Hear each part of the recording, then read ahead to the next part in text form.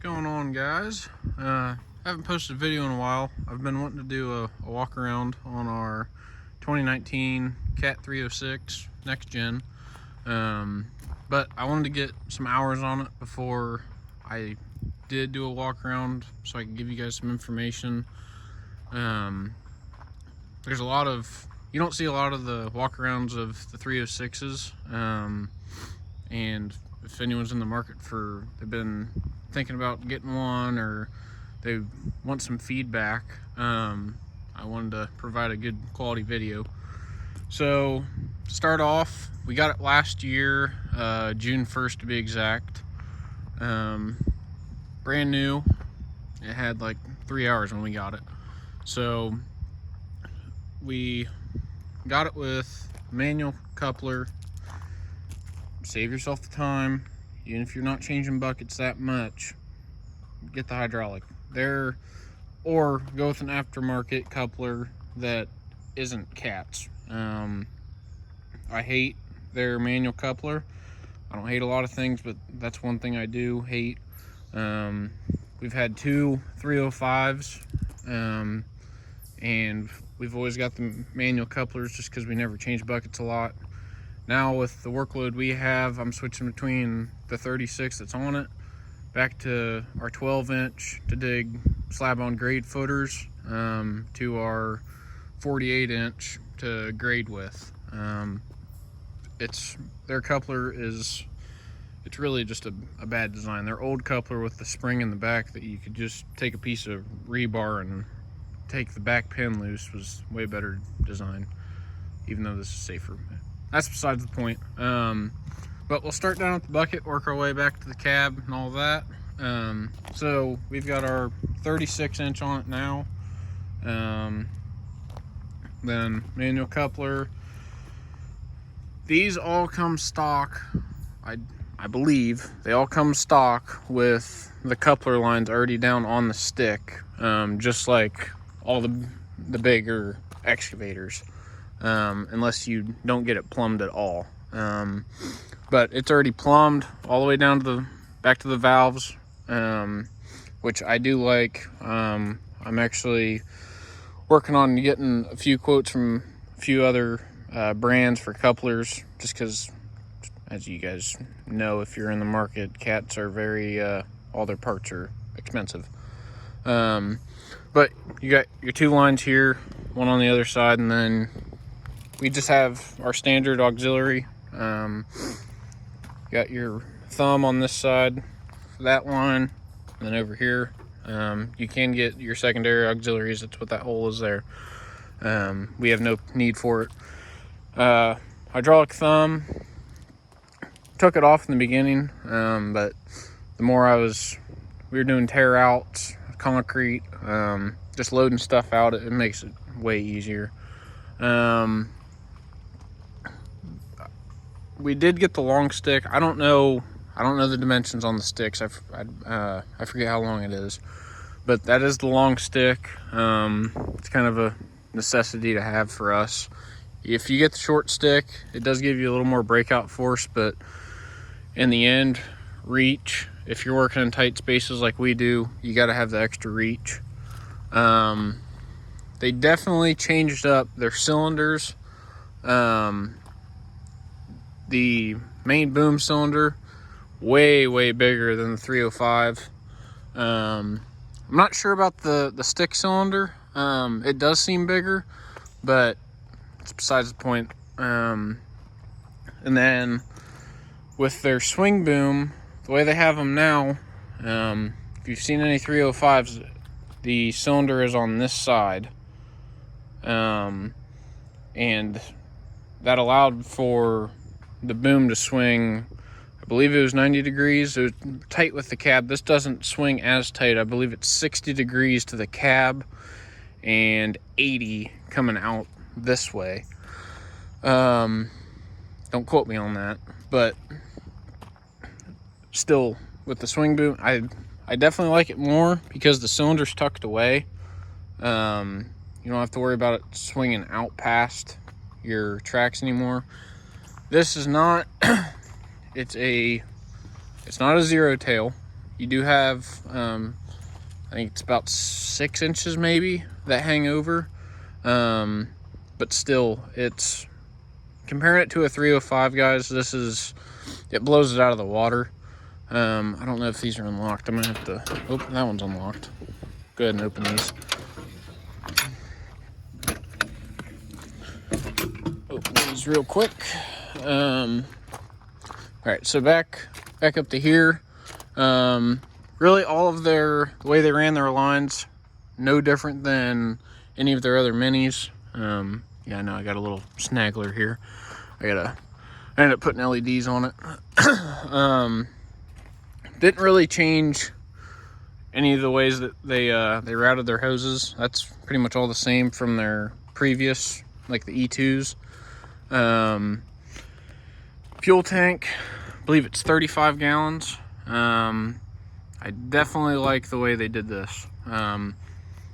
The old models, like 305, I'm basically just gonna be basing everything off of a 305 because this is practically the replacement for it. On the 305s, fuel tank is on this side right behind the door, and it's just a pain. If you don't put the nozzle in just right, it sprays fuel everywhere, or if you have auto shut off, it always kicks on because of the filter in there. Still have all the locks on it. It does have a screen on the inside, just like the big machines or bigger excavators. Inside of here, you take these 2 bolts off, take the lock off, you have your hydraulic tank, and you also have a sight gauge here now, which that is nice. So you've got that come back here. You got your master switch, your valve block, fuel water separator. Really everything is just so easy to get to on this machine. When we first got it, I was just blown away walking around at how easy it is. You've got your valve here for your thumb or hammer. So got that. Got your radiator there, air filter, battery. Get your mirror up top, and then I'll get to the shovel in a second. Then you got your motor. This is their new motor they put in this, and it's turbocharged compared to the 305, which is not.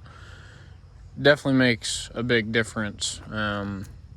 Just power wise, it's unbelievable compared to the smaller machines.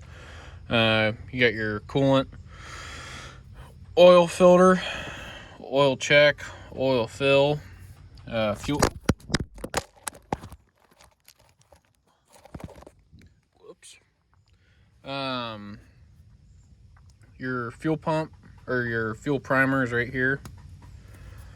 Alternator, everything is just, I mean, serviceability on this is really, really nice. Window washer fluid coming out for your pump. And then right here, so you can see that it's got a big exhaust stack on it. So when we first got it, it was not like that. I don't know if you can kind of see it up there. At around 600 hours, this snapped off. Right down here, it snapped, and it was just rattling back and forth.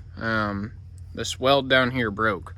So we took it to CAT, Ohio CAT. Their service is just amazing. Frank Stowe, he's the lead guy there. He's always taking great care of us. But anyways, they put a new muffler on here, or not a new muffler, but a new stack, and put this plate here and bolted it. Before it actually just sat in there like it is on the 305s. It just sits in there, and I guess with all the rattling and the moving, all the vibrations cause that to snap. So this was their solution, which is way smarter. The holes were already there, so I'm pretty sure that they should have just put it on there originally, but whatever. DPF filter. This does not have DEF. It's below the horsepower ratings. It's around 65 horse, I believe. My shovel mount here. Anyone from CAT, if you're listening, you know, you clean tracks at the end of the day. Where are you going to put your shovel? I like to keep them on the machines. I'm not going to keep it in the cab. This is my solution. I actually broke one of these, but easy to replace. These are like off-road Jeep shovel holders, or jack holders. I just drilled self-tappers down in here. I learned it from Dirt Ninja, Tom. He when he did his walk around of his 313 that he has, or excuse me, 316, he had those. I wanted to get them, and it's worked great.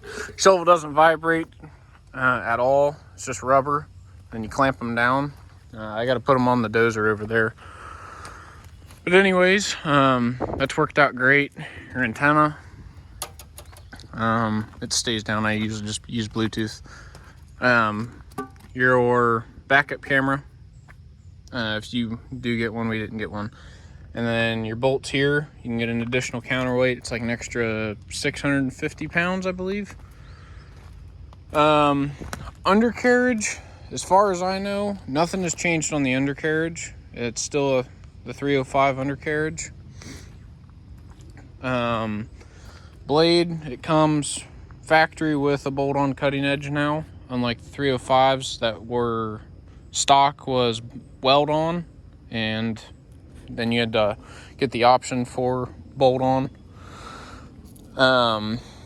Before we go inside, the tracking power on this is unbelievable. 305 was a complete turd trying to track or multifunction. The pump that they put on this, it just allows you to be able to track and move your boom. I mean, like when I'm saying multifunction, that's what I mean. If you don't know, just moving stuff around, because I don't use my hands when I track. I use my feet, and I'm always jump turning it and moving stuff around at the same time. It doesn't slow down one bit. It's a single pump. It almost acts like it's a double pump. But so anyways, we'll go in the cab. That's the biggest thing they changed on these next gens. The 306, 7, 8, 9, and 10, all of those are their next gens, and they redesigned the whole entire cab, and it's amazing. So we'll get in. Obviously you can see I don't have the hand levers. I took those out. I get sick and tired of them. So you've got your monitor here. You zoom the camera out. There we go. Monitor is you can get this one. This is the standard one, and then they also have a like a touch screen, like they have on their new next gen bigger excavators, 320s, all those. You can also get air seat, air suspension, or you can get just the standard mechanical, which is what we have. Over here, you've got your normal, this is your jog dial to run the monitor, or you can hit these buttons. And then you hit this, that's just a hotkey to go to your, the radio. So you can go from Bluetooth. I'll get into all of that when we get in the monitor. Hotkey for your climate control, your home button. This goes to, so you can scroll through all your settings. Your throttle. If you push down, that'll put, it's either smart mode or you can kick it off, and I'll get into that. Heavy lift mode, lights, windshield washer fluid, wipers, 3 settings, mute button for your radio, and backup beeper cancel. You've got your joystick for your blade, and then your rabbit there, or I normally just hit the rabbit or the 2-speed on the joystick. Your good old horn, your roller, throw this one down. You got your 2 rollers. This one runs your swing boom, this one runs your thumb. This little yellow button here runs your track steer. We'll get into that. And then your continuous flow. And then you've got a button here. Button is here. The little rubber piece broke off. So we'll start it up.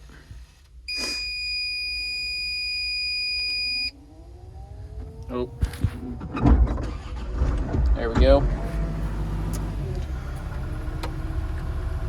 Kick it off of Bluetooth here. Okay, so we'll start in the monitor. Go to the home page. There we go. I had to shut the Bluetooth off. Start the home page, your radio, and your climate control. So if you use your jog dial, if you push left, it'll go to your radio, and it's just highlighted, and you just spin it to turn it up, turn down. You push back over, that's your climate. You can run your fan speed, or if you click down and actually you push on it, you can adjust your temperature, or you can go to the auto, like on the bigger excavators. Sometimes I do, it's kind of nice. It just gets annoying when it goes to full blast like that. It does that every time you start it because it tries to get to that temperature. So you have AC max and then defrost max. Overall, the cab is it's so spacious. I mean, you can actually just sit back and run the machine. Unlike the 305, since it's so compact, like that's just the normal size of a mini cab. But it was so uncomfortable running it for, 8, 12, how many hours you running in a day. It gets so uncomfortable because you're so tight in there. With this, I'm able to I can keep the windows closed.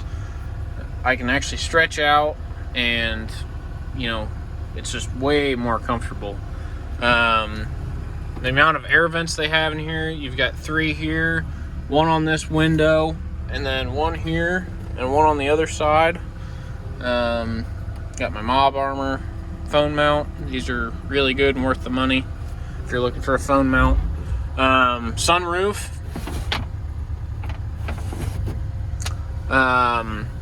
Your window, you can push here, that window slides up, and then you've got your 2 levers here. That's pretty much normal on a lot of at least the Cat Minis now. I know Deere, they don't have the sliding window like that, or bottom panel. Anyways, we'll go back to the monitor. So you can see it's already set up for the coupler. So there you go, you can unlock the rear and your front wedge. Here you've got your pattern changer, run on Cat. Super easy to switch things out. You've got your continuous flow, you'll have it light up there. Cruise control, that goes along with the stick steer. We'll get into that. Your work tool select, so obviously I'm running a thumb, or you can go to hammer, shear, tilt bucket, plate packer, auger, mulcher, brush cutter, tilting coupler, so tilt rotator. And then we'll go to here, you've got your machine settings. So control mode, you've got your pattern changer, and then your stick steer mode. So when you go into stick steer, we'll do it real quick, so I can show you guys.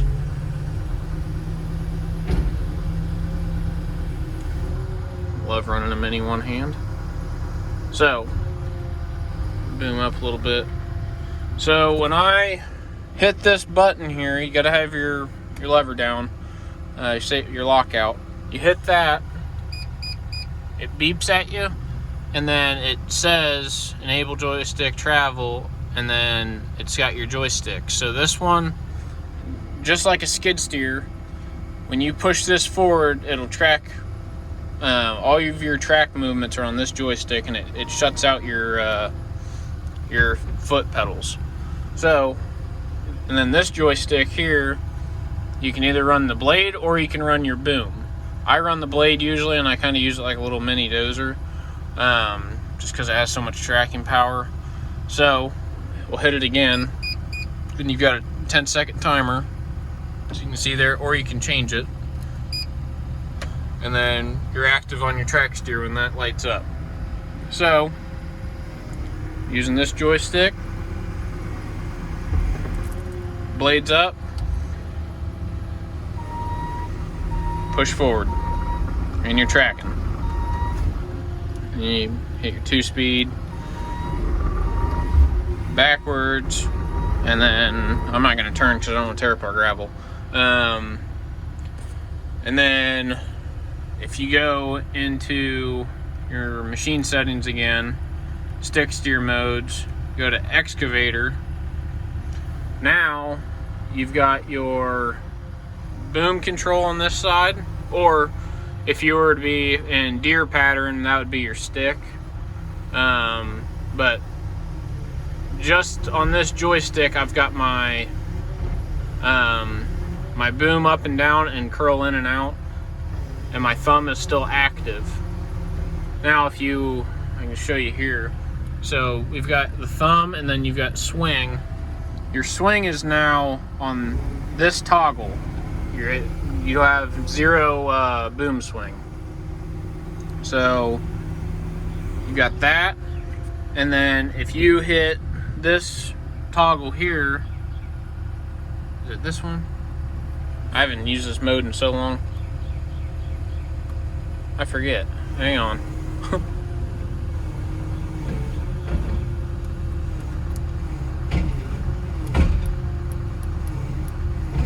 Why is it not working? One momento.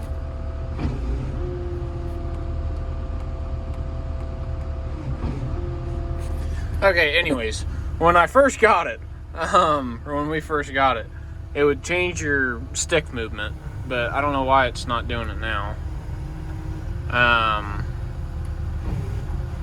So, anyways, kick it out of track steer. Go back in here, switch it back to how I like it. Okay, so now we've got put my boom down. Safety first, kids. Your implement speed. So if you go in here, it's in advanced. So this is your controls for all of your boom. So I've got my stick, boom, and bucket controls as fast. So you can go in here and select how you want them, or you can just do all of them slow, normal, or fast. Slow is like it's turtle speed. It'd be great for if someone's never ran a machine or ran an excavator and you're trying to teach them how. You can put it on slow. Even if you're wide open, it's still very slow, which it is really nice. Or if you're raking across live utilities, you know they're there. If you're just wanting to slow down a little bit, you can go in there and do that. So we'll go back here. So with mine, I have my swing control set as normal. It swings really, really fast, and like loading our single axle dump, I don't want to over swing, or you swing a little bit and you get jerky with it and a lot of the dirt will fall out of the bucket. So that's why I have it set that way. Then you also have your joystick response. All of those are fast, so obviously it's more sensitive when you're moving your joysticks, or the response is quicker. Duh. Cruise control again. So if you put cruise control on, you're driving, you're pushing your tracks forward, you're going forward, backwards, whatever. You can hit cruise control and it'll stay at that speed if you're tracking a long time. You've got your forward and reverse trim.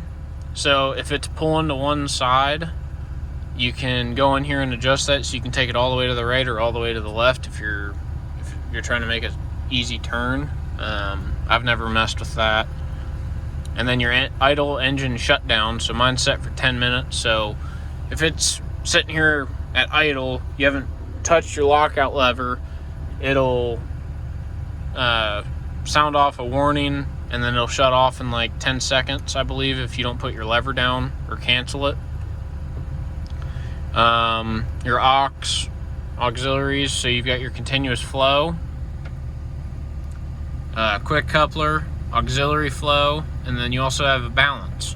So let's say you want to run your attachment one way really fast, or like I could go in here, make it go slow, make the thumb gum slow coming down, and then I can have it full speed going up if you want to run it that way, or maybe an auger or something like that. Work tool select, same thing. As I showed you guys before, we go back in here. So I believe that's it on the control mode. Let me check real quick. Yep. Then your idle or auto idle. So after like 3 seconds, it goes back down to idle.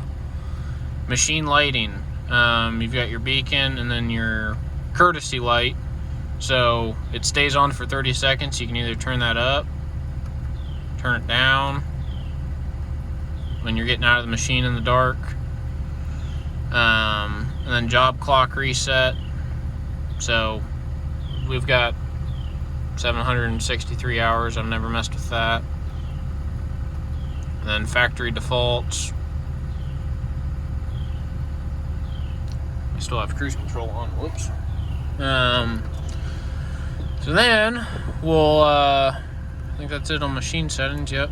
Oh, keep hitting the home button. Then your display settings, you've got your brightness, language, units, your shortcuts. That's no different than like the E2 monitors. You can just put shortcuts in. That's what those are, just the hotkeys.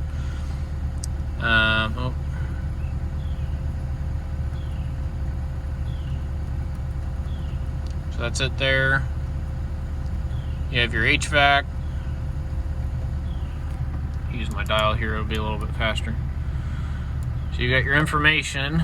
So you got your performance, your engine speed, coolant, pump pressure. The pump pressure, I was actually just digging one day. I wanted to see what it would do. It doesn't go any higher than 3,800 PSI. I believe on their spec sheet it's for 3,500, pretty sure. Hydraulic oil temp, and then your battery voltage. So all those are good. And you have your ECM summary, all of that. So the machine's a 2019, and then their computer update was a 2020. Then you can go to service. You can check for codes, or you can go into service mode. You enter the password. Those are all the same. It's not like I'm hiding anything. You can basically just go in there.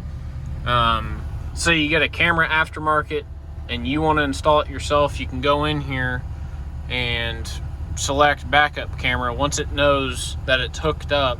Because if I were to do it now, it'll say no value detected, or valve, I believe. And it won't do anything because you don't have a backup camera. You can also, if you guys don't run if you hate your backup alarms and you're not running in any, city type areas, you're on open lots and stuff, you can go into that service mode and you can shut off the backup alarm without having to go in there, find where the backup alarm is and disconnect it. You can just do it all through the monitor.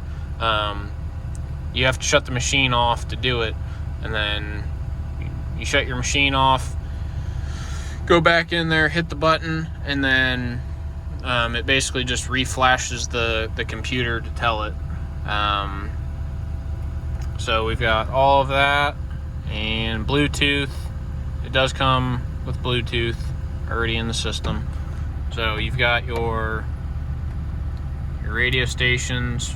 You can go to source. You have Bluetooth, AM, and auxiliary. It's another thing right here I forgot to say. You've got your USB charging port, and then you have an auxiliary, or the aux cord there.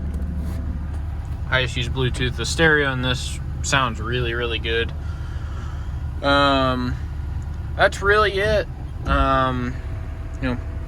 As you can tell, I keep it really clean. I clean it out at least once a week. I just don't like having a dirty cab. It is the nicest Mini I've ran to this date. I've just been blown away by it. I mean, 778 hours, so we'll just say almost 800 hours, and it's been a great machine. The power, it's when you're digging, if I get a heaped bucket and I throw it over the side, just having the counterweight come over the tracks just a little bit and having the extra weight in the back, it doesn't get tipsy at all. It can run our 48-inch bucket, the grading bucket, which alone, that's a heavy bucket, and then you heap it up. Our 305 couldn't handle it. You could only stick out about halfway before it'd start to get tippy on you. You could reach out there if you were slow and smooth enough, but with this, you put it on the machine and it acts like it's not even there. It is a really, really nice machine. It weighs 16 or close to 16,000. I think it's about 15.6. I don't think that's the exact number, but it's pretty close to it. You can jump out here. You can get the steel tracks with rubber inserts on them, the street pads. Just trying to think of some of the options. So you have your rear backup camera. You've got the touch monitor, air suspension seat. That's one thing I didn't point out. That's your interior cabin filter, and then that's your exterior. So you've got those items on the inside. You've got your tracks. You can get the steel inserts, or steel and rubber inserts.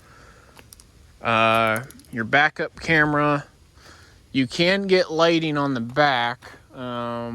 See if I can find the bolt so I can show you guys. I believe it might be that one. No, it's this one. You take that bolt out, that's for a rear light. And then I think that's it on the options. Besides your auxiliaries and all that stuff. I'm just talking comfort wise and different types of undercarriages. I think you can get the 4-way blade, the angle. I haven't seen any anywhere.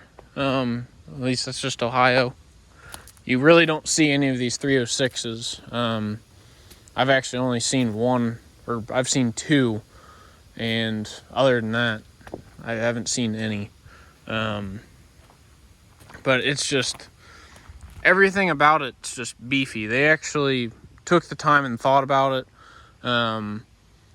Cat actually made a video, their excavator guy. He talked about how they actually listened to their customers about what they wanted, because the 305 was kind of just a flunk, and which in my opinion it was. It's good for certain things, like if you're working super tight areas, yeah, zero tail all the way. But I've put this machine in a lot of tight areas and in between houses doing gutter work, underground gutters, and I've never had an issue. It does not hang over that much to where it makes that big of a difference. Obviously a 308 being in between houses, yeah, that's a little too much, but the width of this is the same exact width as a 305, so it doesn't make a difference in tight areas. But there you go, guys. If you have any questions, feel free to leave a comment. I want to do an overview of what we do on the slab on grade footers. I would love to make a video about that. I wanted to make one during the winter, but we were so busy, which was really weird being in the winter time. But I want to make a video of, how they're staked, how you dig them, and I'd love to take some videos of this running out in the field so you guys can get a good idea of what it can actually do. But if you're in the market of buying a Mini, and you've got a trailer and truck big enough to haul this, like I said, it's about 15.6 the way it's set up. So if you got something big enough to haul this and enough to keep it busy, it's an amazing machine. We thought about getting a 308, but I ended up saying no. Like, this is just the perfect size machine for what we do. We do a lot of subdivision, and we do subdivision / residential work, but we also do some clearings here and there. But it'll rip a tree down, a big tree, easy, and it can handle the weight of a tree if you're grabbing it. But yeah, let me know what you guys want to see next. I jumped on my account and I saw the amount of views I've gotten recently, and thought I'd make another video. So as long as I keep getting the views, people are actually watching my stuff, then I'll keep making videos. I love doing this stuff, and helping others out that are trying to get in the business or are already in the business, and they're just looking at other machines, but they don't have any experience with them or heard anything. So anyways, I hope you guys have a good day or night whenever you're watching this, and I look forward to making more videos. See you guys.